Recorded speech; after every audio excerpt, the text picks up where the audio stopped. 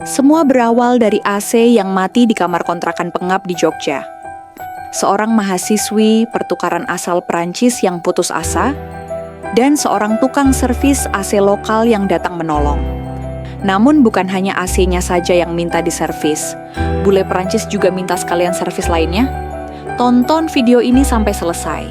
Yang sudah subscribe dan like saya doain hari ini mendapatkan rezeki yang berlimpah dan disembuhkan dari segala penyakit. Jangan lupa absen di kolom komentar dari daerah mana saja kamu menonton video ini.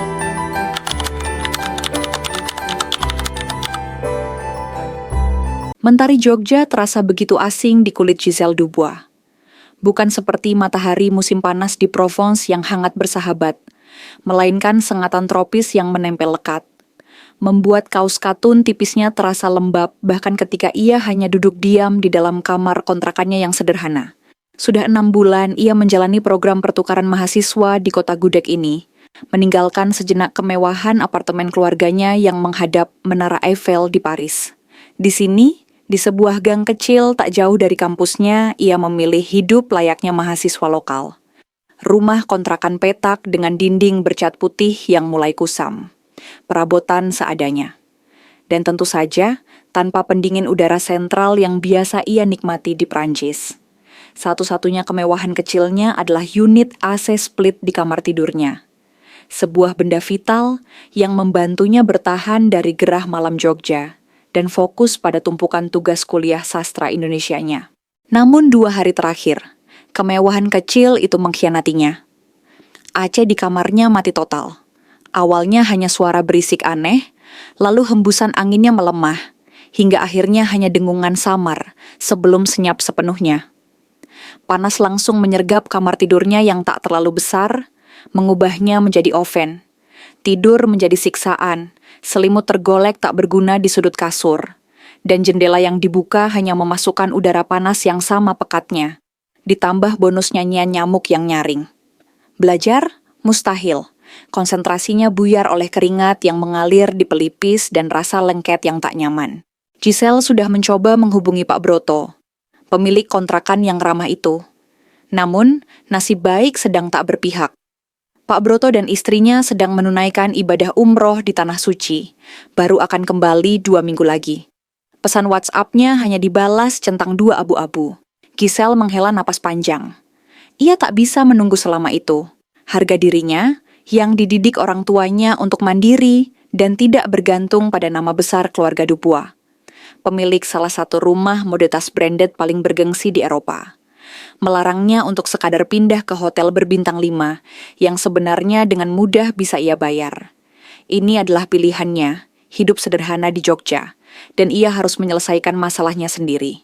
Dengan tekad bulat, Giselle meraih ponselnya. Jari lentiknya menari di atas layar, mengetikkan kata kunci di Google. Servis AC terdekat Yogyakarta.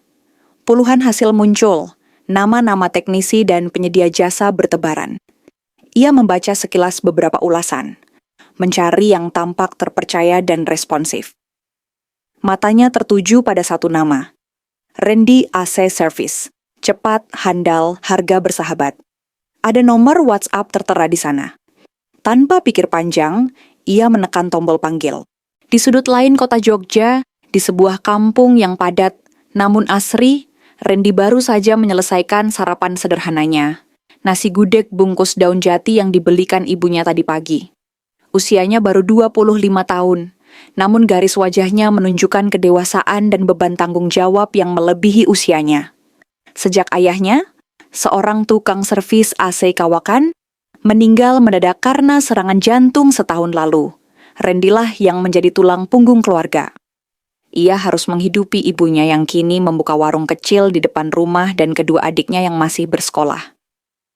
Keahlian memperbaiki AC ia dapatkan bukan dari bangku kuliah, melainkan dari pengalaman langsung sejak SMK. Sering ikut ayahnya bekerja dari satu rumah ke rumah lain, dari satu kantor ke kantor lain. Ia hafal seluk-beluk berbagai merek AC. Mulai dari masalah freon bocor hingga kerusakan kompresor yang rumit. Motor bebek tuanya yang setia, lengkap dengan box peralatan di belakangnya, adalah saksi bisu perjuangannya setiap hari. Ponselnya berdering, menampilkan nomor baru yang tak dikenal. Ia mengangkatnya dengan nada profesional yang biasa ia gunakan. Halo, selamat pagi. Randy AC Service. Ada yang bisa dibantu? Di seberang sana terdengar suara wanita dengan aksen asing yang kental. Berbicara bahasa Indonesia dengan terbata-bata namun sopan. Halo, selamat pagi mas. Saya Giselle, AC saya di kamar rusak, mati. Bisa, bantu perbaiki. Randy tersenyum tipis mendengar aksen itu. Bukan kali pertama ia mendapat klien orang asing. Jogja memang kota internasional. Oh, bisa Mbak Giselle. Alamatnya di mana ya? Dan kerusakannya seperti apa? Giselle menjelaskan lokasinya dan kerusakannya sebisanya. Randy mencatat alamat dan detailnya. Baik Mbak, tapi hari ini jadwal saya sudah cukup penuh. Bagaimana kalau nanti malam sekitar jam 8? Apa Mbak Giselle ada di rumah? Oh, jam 8 malam? Ya, bisa, jawab Giselle lega. Ia memang punya tugas kuliah kelompok sore harinya. Jadi jam 8 malam justru waktu yang pas. Terima kasih banyak, Mas. Sama-sama, Mbak. Nanti saya hubungi lagi kalau mau berangkat. Malam harinya, tepat pukul 8 kurang 5 menit, suara motor bebek Randy berhenti di depan gang kecil menuju kontrakan Giselle. Ia memarkir motornya dan berjalan kaki menyusuri gang. Membawa tas peralatannya yang cukup berat. Ia mengetuk pintu kayu berwarna coklat. Pintu terbuka, menampilkan sosok Giselle. Gadis Perancis itu tersenyum ramah, rambut pirang madunya diikat seadanya. Wajahnya tampak sedikit lelah namun berbinar melihat kedatangan Randy. Mas Randy, selamat malam, sapanya. Lagi-lagi dengan bahasa Indonesia yang sedikit kaku, namun terdengar manis. Malam, Mbak Giselle, balas Randy sopan, sedikit terkejut. Ia tak menyangka kliennya adalah seorang bule yang begitu muda dan cantik. Dalam bayangannya, mungkin seorang ekspatriat paruh baya. Mari saya lihat IC-nya.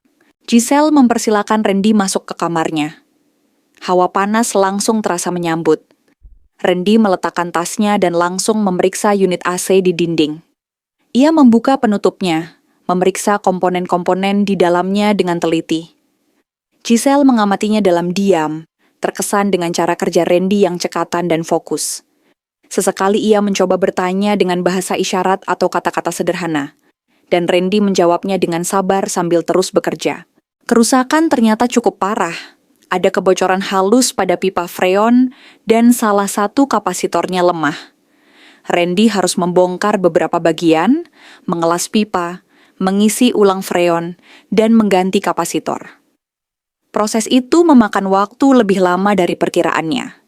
Jam di dinding kamar Giselle sudah menunjukkan pukul 11 malam saat Randy akhirnya selesai. Ia menyalakan AC itu, dan seketika, hembusan udara dingin yang melegakan mulai terasa. Sudah beres, Mbak, kata Randy sambil mengelap keringat di dahinya dengan punggung tangan. Ia mulai membereskan peralatannya. Wah, dingin sekali, seru Giselle senang, merasakan udara sejuk menerpa wajahnya. Terima kasih banyak, Mas Randy. Anda hebat sekali. Randy tersenyum simpul mendengar pujian tulus itu. Sama-sama, Mbak. Sudah tugas saya. Ia menyodorkan nota biayanya. Giselle menerimanya dan segera mengambil uang dari dompetnya, membayar tanpa menawar sedikit pun. Saat Randy hendak berpamitan, Giselle menahannya. Mas Randy, sudah larut malam. Mau minum teh hangat dulu? Saya buatkan sebentar, tawarnya tulus. Ia merasa tidak enak membiarkan Randy langsung pulang setelah bekerja keras begitu lama di rumahnya. Randy awalnya ragu, tak ingin merepotkan. Namun melihat kesungguhan di mata Giselle, dan sejujurnya ia juga merasa haus dan sedikit lelah, ia akhirnya mengangguk. Boleh Mbak, terima kasih. Mereka duduk di ruang tamu kecil yang menyatu dengan dapur mini. Giselle menyajikan 2 cangkir teh melati hangat. Obrolan ringan pun mengalir. Giselle bertanya tentang pekerjaan Randy, dan Randy dengan rendah hati menceritakan sedikit tentang usahanya, yang diwarisi dari ayahnya, dan tanggung jawabnya pada keluarga. Giliran Randy bertanya, ia penasaran mengapa Giselle memilih tinggal di kontrakan sederhana, padahal jelas ia orang asing. Giselle menjelaskan tentang program pertukaran mahasiswanya, dan keinginannya untuk merasakan kehidupan lokal yang sesungguhnya, tanpa menyebutkan latar belakang keluarganya. Randy mengangguk kagum. menghargai pilihan Giselle. Di tengah obrolan, mata Giselle tertuju pada televisi tabung kecil di sudut ruangan. "Oh iya Mas Randy, saya baru ingat," serunya tiba-tiba. "TV saya ini, gambarnya suka goyang-goyang sendiri, kadang bagus, kadang tidak. Apa Mas Randy bisa sekalian lihat? Kalau tidak merepotkan," Randy tersenyum. "Coba saya lihat, Mbak." Ia mendekati TV itu, memeriksa kabel antena dan colokannya. Ternyata hanya masalah sepele, colokan antena sedikit longgar, dan ada pengaturan gambar yang perlu disesuaikan. Dalam 5 menit, gambar di layar TV kembali jernih dan stabil. Giselle menatap Randy dengan kekaguman yang semakin besar. Pemuda di hadapannya ini tidak hanya tampan dengan rahang tegas dan senyum tipis yang menawan, tetapi juga pekerja keras, sopan, bertanggung jawab, dan serba bisa. Ada aura ketulusan dan kesederhanaan yang memancar darinya, sesuatu yang jarang Giselle temui. Saat Randy benar-benar berpamitan untuk kedua kalinya, Giselle memberanikan diri. "Mas Randy, boleh saya simpan nomor WhatsApp, Mas? Siapa tahu nanti AC-nya ada masalah lagi, atau mungkin saya mau tanya-tanya tentang Jogja." Ujung kalimatnya terdengar sedikit ragu, menyiratkan harapan lebih dari sekadar urusan teknis. Randy sedikit terkejut, namun ia menangkap nada tulus dalam suara Giselle. Ia tersenyum lebih lebar kali ini. "Oh, tentu saja boleh Mbak Giselle, silakan disimpan." Mereka pun bertukar nomor kontak. "Terima kasih banyak sekali lagi, Mas. Hati-hati di jalan," ucap Giselle saat mengantar Randy sampai ke pintu depan. "Sama-sama, Mbak. Selamat istirahat." Randy mengangguk sopan sebelum menghilang di ujung gang dengan motor bebeknya. Giselle menutup pintu, bersandar sejenak di baliknya. Udara dingin dari AC yang baru diperbaiki terasa nyaman di kulitnya. Namun ada kehangatan baru yang menjalar di hatinya. Pertemuan tak terduga dengan tukang servis AC bernama Randy malam itu terasa seperti awal dari sesuatu yang menarik. Di atas motornya yang melaju membelah malam Jogja, Randy pun tak bisa berhenti memikirkan gadis Perancis ramah dengan bahasa Indonesia terbata-bata itu. Sebuah senyum tipis terukir di bibirnya tanpa ia sadari. Malam itu, benih-benih sebuah hubungan yang tak terduga mulai bertunas. Malam setelah pertemuan pertama itu berlalu, meninggalkan jejak dingin AC yang berfungsi normal, dan kehangatan tak terduga di hati Giselle. Keesokan harinya, ia tak bisa menahan diri untuk mengirim pesan singkat kepada Randy. Awalnya hanya ucapan terima kasih sekali lagi, memastikan AC-nya masih baik-baik saja. Namun balasan Randy yang cepat dan ramah membuka pintu untuk percakapan lebih lanjut. Malam setelah pertemuan pertama itu berlalu, meninggalkan jejak dingin AC yang berfungsi normal, dan kehangatan tak terduga di hati Giselle. Keesokan harinya, ia tak bisa menahan diri untuk mengirim pesan singkat kepada Randy. Awalnya hanya ucapan terima kasih sekali lagi, memastikan AC-nya masih baik-baik saja. Namun balasan Randy yang cepat dan ramah membuka pintu untuk percakapan lebih lanjut. "Pagi Mas Randy, terima kasih lagi ya untuk semalam, AC-nya dingin sekali sekarang," ketik Giselle, sedikit ragu menekan tombol kirim. Tak lama, balasan masuk. "Pagi juga, Mbak Giselle. Syukurlah kalau sudah normal kembali. Sama-sama, Mbak." Dari sana, percakapan mereka mengalir. Giselle, dengan rasa penasarannya yang besar terhadap budaya baru, mulai bertanya banyak hal. Tentang tempat makan enak yang tidak turistik, tentang adat istiadat Jawa yang unik, tentang arti di balik motif batik yang ia lihat di Malioboro. Randy, meskipun sibuk dengan panggilan servisnya, selalu menyempatkan diri membalas dengan sabar. Ia menjelaskan dengan bahasa sederhana, kadang diselingi cerita lucu tentang pengalamannya atau kebiasaan orang Jogja. Giselle sering tertawa sendiri, membaca balasan Randy, membayangkan ekspresi wajah pemuda itu saat mengetik. Komunikasi mereka tak lagi sebatas urusan teknis. Mereka mulai berbagi cerita tentang hari-hari mereka. Giselle bercerita tentang kuliahnya, tentang teman-teman barunya dari berbagai negara, tentang kesulitannya memahami logat Jawa yang kadang ia dengar. Randy bercerita tentang klien-kliennya yang beragam, tentang ibunya yang selalu khawatir jika ia pulang terlalu malam, tentang adik-adiknya yang sedang ujian sekolah. Melalui layar ponsel, sebuah kedekatan mulai terjalin, melintasi perbedaan bahasa, dan latar belakang yang kasat mata. Giselle merasa nyaman berbagi cerita dengan Randy, menemukan sosok pendengar yang tulus dan tidak menghakimi. Randy pun merasa senang memiliki teman bicara baru, yang cerdas dan punya sudut pandang berbeda tentang kehidupan. Hari Sabtu tiba, akhir pekan pertama setelah pertemuan mereka. Giselle memberanikan diri. Mas Randy, hari ini sibuk tidak? Saya ingin sekali lihat Candi Prambanan, tapi sendirian. Agak bingung transportasinya, ketik Giselle. Jantungnya sedikit berdebar. Randy membaca pesan itu saat sedang istirahat di bawah pohon rindang setelah memperbaiki AC di sebuah kantor.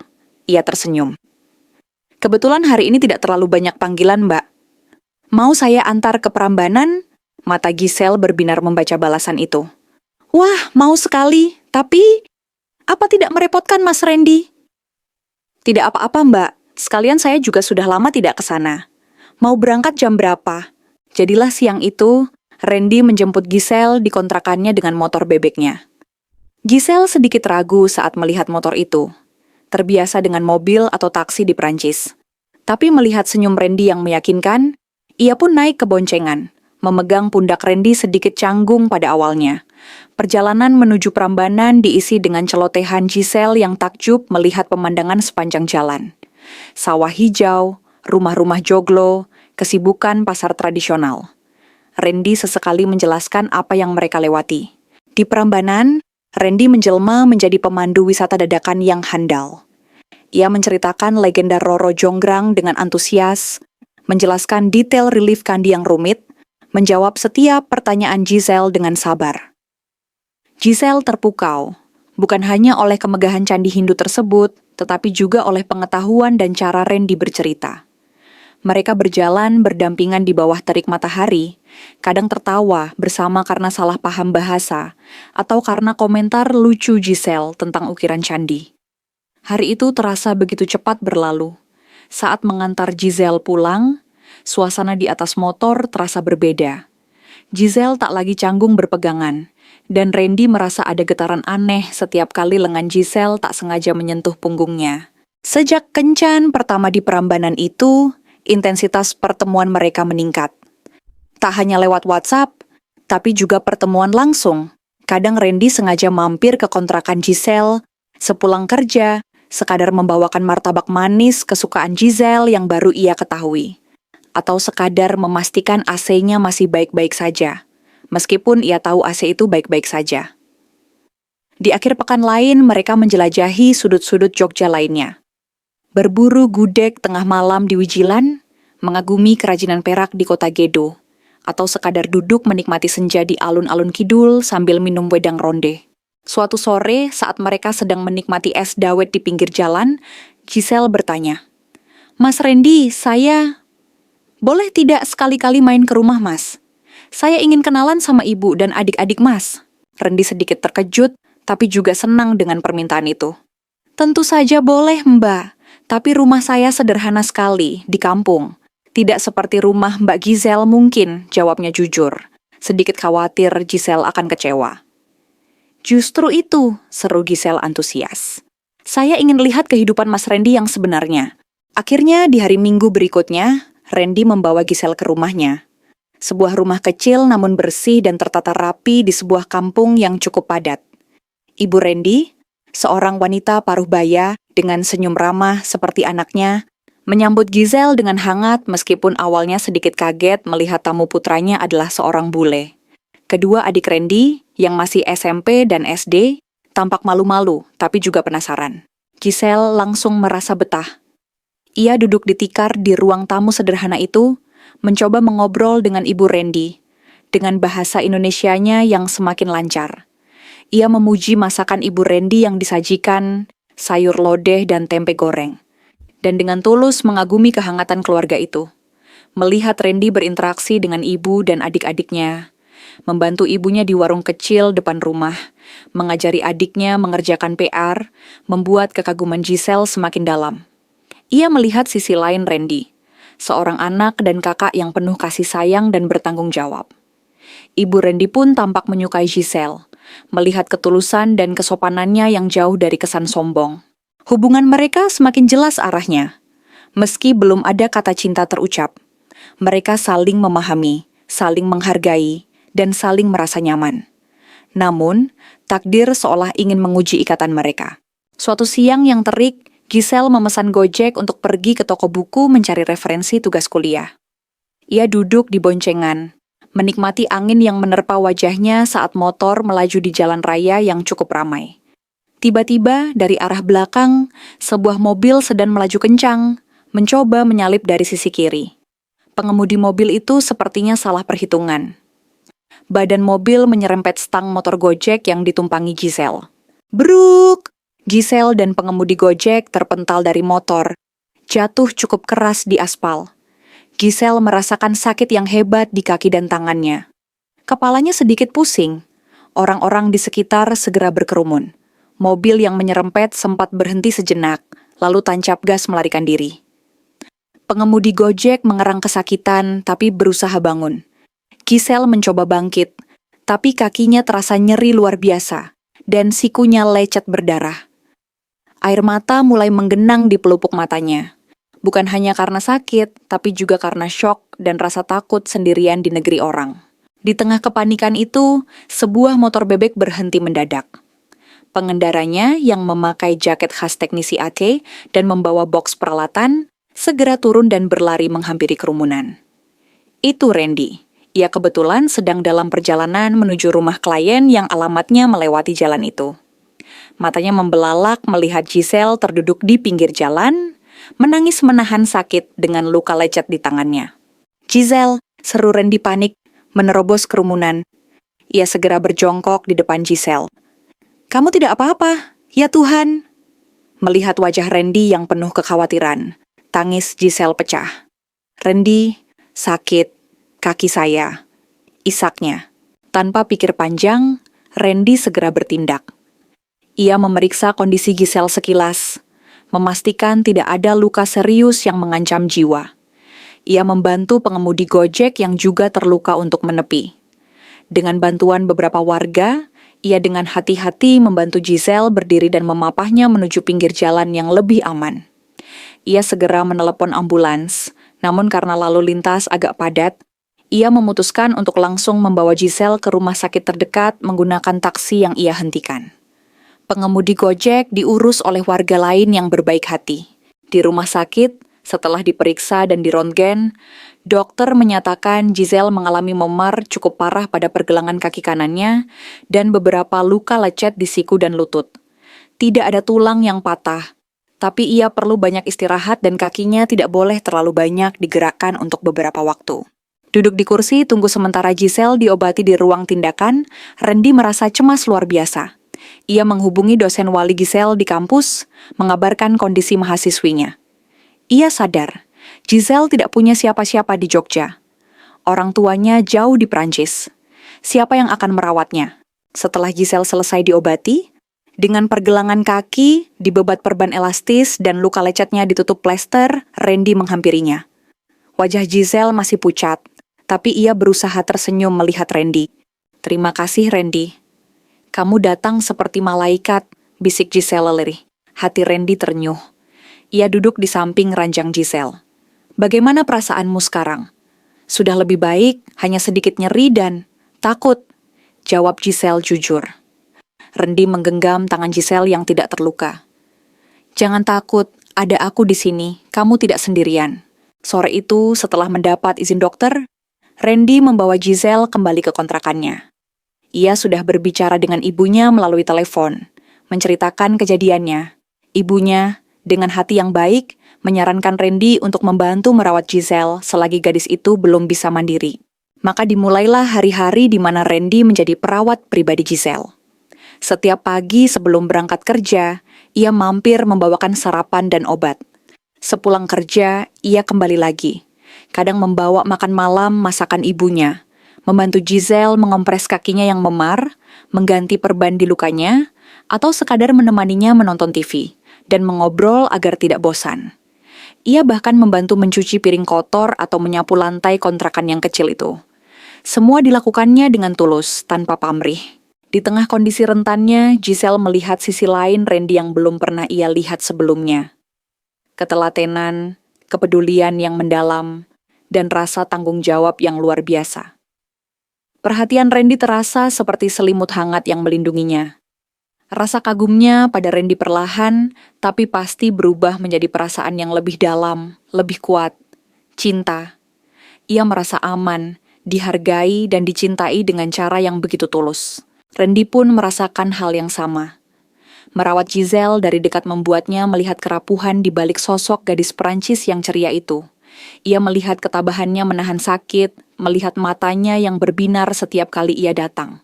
Kepeduliannya pada Giselle tumbuh menjadi rasa sayang yang tak bisa ia pungkiri lagi. Suatu malam, seminggu setelah kecelakaan, saat Randy sedang membantu Giselle mengompres kakinya, Giselle menatapnya lekat. Udara di kamar itu terasa hening. Hanya suara jangkrik di luar yang terdengar sayup. "Randy!" panggil Giselle lembut. "Ya, Giselle?" Randy mendongak, tatapan mereka bertemu. Aku tidak tahu bagaimana harus mengatakannya." Giselle menarik napas dalam. "Tapi aku rasa, aku jatuh cinta padamu."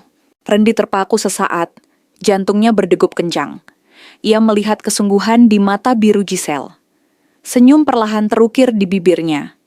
Ia meletakkan kompresan, lalu meraih kedua tangan Giselle. "Giselle," ucapnya, suaranya sedikit bergetar karena emosi. "Sejujurnya, aku juga merasakan hal yang sama. Sejak merawatmu, aku sadar perasaanku lebih dari sekadar teman." Air mata bahagia mengalir di pipi Giselle. Randy mengusapnya lembut dengan ibu jarinya. Malam itu, di dalam kamar kontrakan sederhana yang menjadi saksi pertemuan pertama mereka, dua hati dari dua dunia yang berbeda akhirnya menyatu. Di tengah ujian dan kepedulian, cinta mereka bersemi, kuat dan tulus. Mereka resmi menjadi sepasang kekasih. Hari-hari setelah pengakuan cinta itu berlalu secepat angin musim kemarau di Jogja.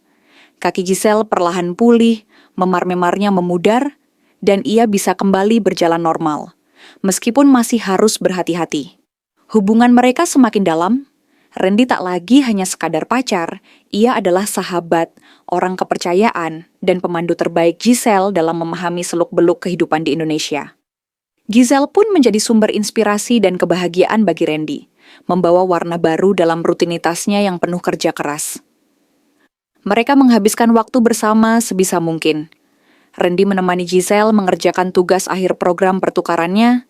Giselle sesekali ikut Randy saat ia harus membeli suku cadang AC di toko langganan, atau mereka sekadar duduk berdua di teras kontrakan Giselle, menikmati teh hangat sambil memandang bintang di langit malam Jogja.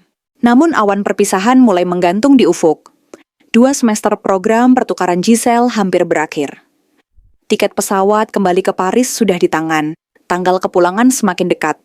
Setiap momen bersama terasa semakin berharga, namun juga diwarnai sedikit kesedihan. Mereka tahu, LDR alias hubungan jarak jauh akan menjadi ujian berat. Ribuan kilometer, perbedaan waktu 7 jam, dan kesibukan masing-masing akan menjadi tantangan nyata. Malam sebelum keberangkatan, Giselle adalah malam yang penuh haru. Randy mengajak Giselle makan malam terakhir di sebuah restoran kecil dengan pemandangan Candi Prambanan yang bermandikan cahaya lampu dari kejauhan. Mereka tak banyak bicara, lebih banyak saling menatap, mencoba menyimpan setiap detail wajah pasangannya dalam memori. "Aku akan sangat merindukanmu, Randy," bisik Giselle, matanya berkaca-kaca. "Aku juga, Giselle." "Sangat," balas Randy, suaranya serak menahan emosi. Ia menggenggam erat tangan Giselle di atas meja. "Tapi ini bukan akhir kan? Ini hanya jeda." "Hanya jeda," ulang Giselle, mencoba meyakinkan dirinya sendiri. "Kita akan terus berkomunikasi, setiap hari." "Setiap hari," janji Randy, "dan aku akan menabung. Siapa tahu, suatu saat aku bisa menyusulmu ke Paris." Giselle tersenyum getir membayangkannya. Ia tahu betapa sulitnya itu bagi Randy dengan tanggung jawab keluarganya. "Atau aku yang akan kembali ke sini secepatnya," balasnya. Keesokan harinya di Bandara Adi Sucipto, suasana perpisahan terasa lebih berat. Tak hanya Randy, ibu dan kedua adik Randy pun ikut mengantar. Ibu Randy memeluk Giselle erat, menitipkan salam untuk orang tua Giselle di Prancis. Matanya tampak basah. Adik-adik Randy memberikan gambar buatan tangan sebagai kenang-kenangan. Saat panggilan terakhir untuk penerbangan Giselle terdengar, Randy menarik Giselle ke dalam pelukannya. Jaga dirimu baik-baik di sana ya, jangan lupakan aku dan Jogja. Tidak akan pernah, isak Giselle di dada Randy. Kamu juga jaga diri, kabari aku terus. Sebuah ciuman perpisahan yang singkat, namun penuh makna menjadi penutup pertemuan mereka. Dengan langkah berat, Giselle berjalan menuju ruang tunggu keberangkatan, sesekali menoleh ke belakang, melambaikan tangan pada Randy dan keluarganya yang berdiri termangu di batas area pengantar. Kembali ke Paris, Giselle disambut hangat oleh kedua orang tuanya, Monsieur dan Madame Dubois. Ia kembali ke kehidupan lamanya, apartemen mewah, lingkungan sosial kelas atas, dan hiruk-pikuk kota mod. Namun, hatinya terasa kosong. Sebagian jiwanya tertinggal di Jogja, bersama pemuda sederhana bernama Randy. Ia menceritakan bagaimana Randy, si tukang servis AC yang ia temui karena AC rusak, telah menolongnya saat kecelakaan, merawatnya dengan sabar, dan bagaimana ia jatuh cinta pada ketulusan, kerja keras, serta tanggung jawab pemuda itu. Awalnya, orang tua Giselle sedikit terkejut mendengar putri mereka menjalin hubungan dengan seorang pemuda dari latar belakang yang begitu berbeda. Namun, mereka adalah orang tua yang bijaksana. Mereka mendidik Giselle untuk menghargai karakter di atas materi, dan mereka percaya pada penilaian putri mereka. Mereka melihat perubahan positif pada Giselle sejak kembali dari Indonesia. Lebih dewasa, lebih menghargai hal-hal sederhana. Dan matanya selalu berbinar saat menceritakan tentang Randy. Beberapa bulan berlalu dengan rutinitas LDR.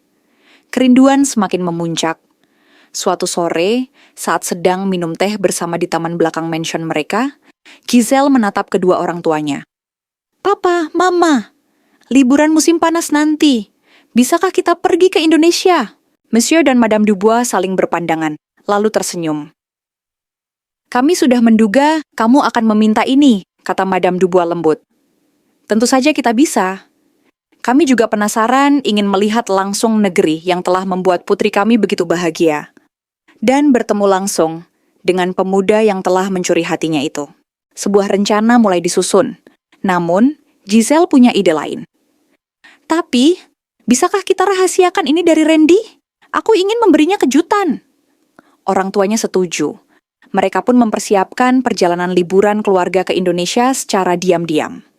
Giselle sengaja tidak memberitahu Randy tujuan liburan mereka yang sebenarnya, hanya mengatakan akan berlibur ke suatu tempat yang hangat. Hari yang dinanti pun tiba. Setelah penerbangan panjang dari Paris, Giselle dan kedua orang tuanya mendarat di Yogyakarta.